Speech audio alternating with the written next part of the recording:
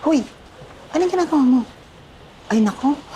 Hinay-hinay lang, Mr. Miggy, ha? Huwag mo masyadong ginagalingan. Parehas pa rin ang sweldo kahit sumobra tayo sa kota.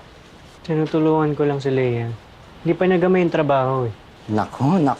Mukhang iba na ata yan, sir, ha? Bawal tumulong. Hindi naman.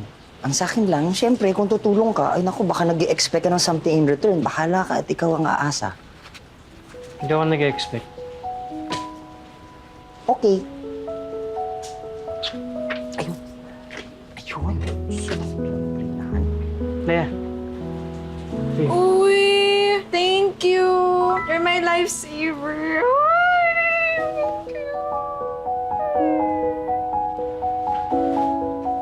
Thank you, ah.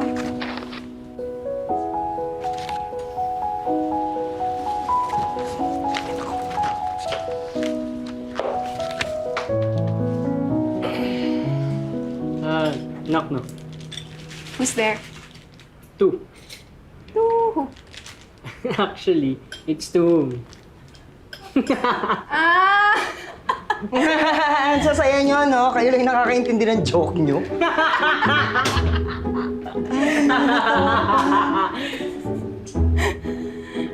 Balik na ako. Marami akong gagawin. Hindi, enjoy mo muna yung pagkain mo. Tsaka tutulungan naman kita eh. Ako bahala.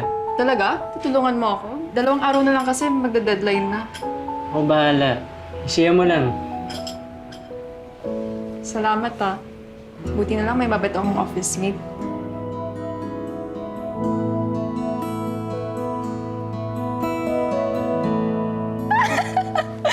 Oh my gosh. Dami palang doble-dobleng words sa in-edit mo, ano? Leia. Leia. Ah. Ah.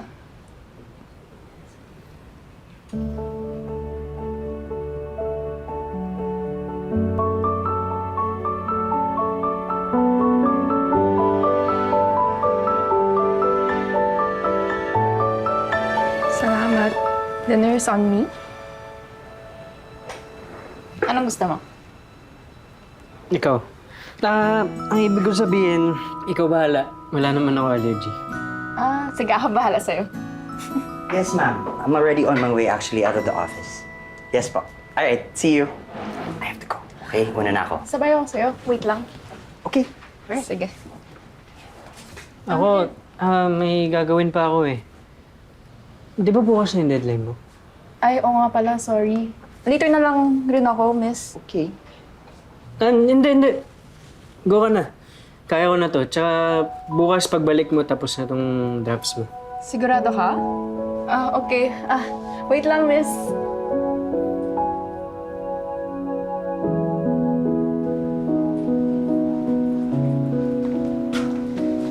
Salamat. Sigurado ka ba na okay lang sa'yo na ikaw na magtapos? Hulog ka talaga ng langit. My saver. Tara, miss. Leia, kung ibigay mo kaya sa akin yung number mo para ma-text kita pagtapos na tong drafts mo. Ah, bakit? Nagkikita naman tayo dito sa office. Sige. Dito na lang sa office. Sige, miss. Tara. Okay. Ayan.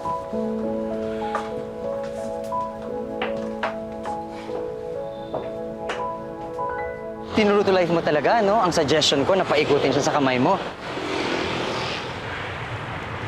See? So, true nga. Alam mo bang hindi pumupunta sa office yung tao? Nandyan lang ata siya sa office kasi ang lakas ng tama sa'yo.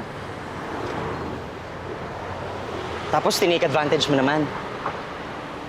Keep it lang, miss. Alam mo naman, siya lang makagawa ng deadline na binigay ni Miss Claudia. Promise, after nito, hindi na ako manghingi ng tulong sa kanya. Alam mo, ang akin lang, sa kakaganyan mo, nagkaka-full scope yung tao.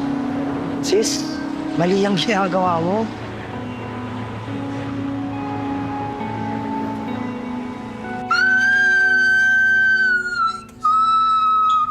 Ang laki ng ngiti, ah. Pasok ka na sa banga. Congratulations, Miss Kang. Our client is impressed. So I am very glad to welcome you to our team. Congrats! Celebrate tayo? Dinner later? G! Ay, ako pas. Meron akong sariling lakad, pero kayo kaya rin nyo na yan.